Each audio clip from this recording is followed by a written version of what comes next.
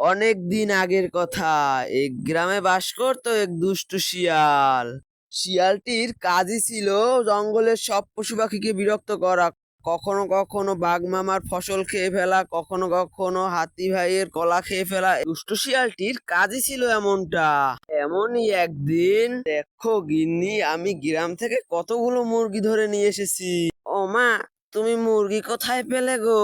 কতদিন মুরগির মাংস খাই না। আজ বেশ কবজি ডুবিয়ে দুজনে মুরগির মাংস খাবো।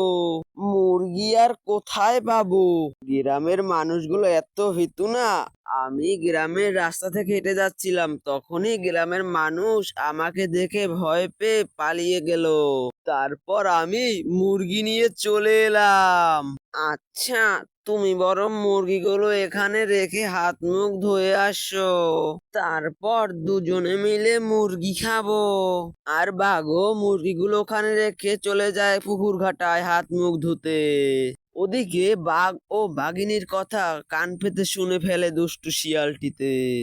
এই বাঘ ও বাঘিনী মুরগিগুলো তাদের গুহার বাইরে থুয়ে চলে যায়, তক্ষুনি দুষ্টু শিয়ালটি সেই মাংসগুলো চুরি করে নিয়ে গভীর জঙ্গলে চলে যায়। বাঘ মামার কথা ভেবে বড়ই দুঃখ লাগছে। সে কষ্ট করে মুরগিগুলো ধরে নিয়ে আনলো, আফসোস কিন্তু সেই খেতে পারলো না। দুষ্টু শিয়ালটা কথা বলা শেষ করে এই চুরি করা মুরগিগুলো খেতে শুরু করে।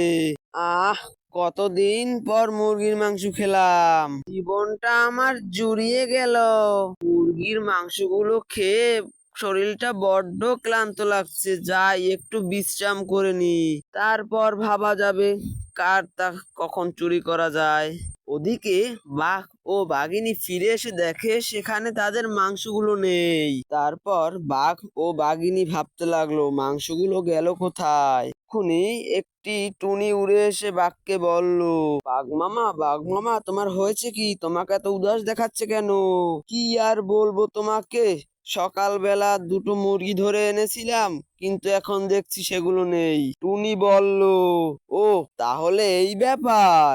বাঘটি বলে, কি কি কি ব্যাপার? টুনি বলে, আমি গভীর জঙ্গল থেকে উড়ে আসছিলাম, তখন দেখলাম একটি শিয়াল মুরগির মাংস খাচ্ছিল। বাঘটি বুঝতে পারলো এটা দুষ্ট শিয়ালেরই কাজ। বাঘটি বুদ্ধি করলো। তারপর বাঘটি বুদ্ধিটি তার গিন্নিকে বলল। গিন্নিও সেই মতো কাজ করলো। তার পরের দিন, বলছিলাম কি, শুনছো? তুমি যে আজকে দুটো মুরগি ধরে আনলে, সে দুটো রাখছো কোথায়? সে দুটো তো আমি আমাদের গুহায় রেখেছি। বাঘিনী বলে, তাহলে তুমি হাত মুখ ধুয়ে আসো, তারপর কবজি ডুবিয়ে খাবো।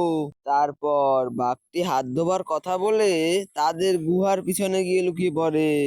ওই দুষ্টু শিয়াল আবার লুকিয়ে সব কথা শুনে ফেলে। তারপর সে গুহার ভিতর মাংস নিতে ঢুকে, তক্ষুনি বাঘ এসে শিয়ালটির গায়ের উপর ঝাঁপিয়ে পড়ে। শিয়ালটিকে উত্তম মাধ্যম দিল। শিয়ালটি বলে, বাঁচাও বাঁচাও, মরে গেলাম, বাঁচাও, কে আছো, আমাকে বাঁচাও।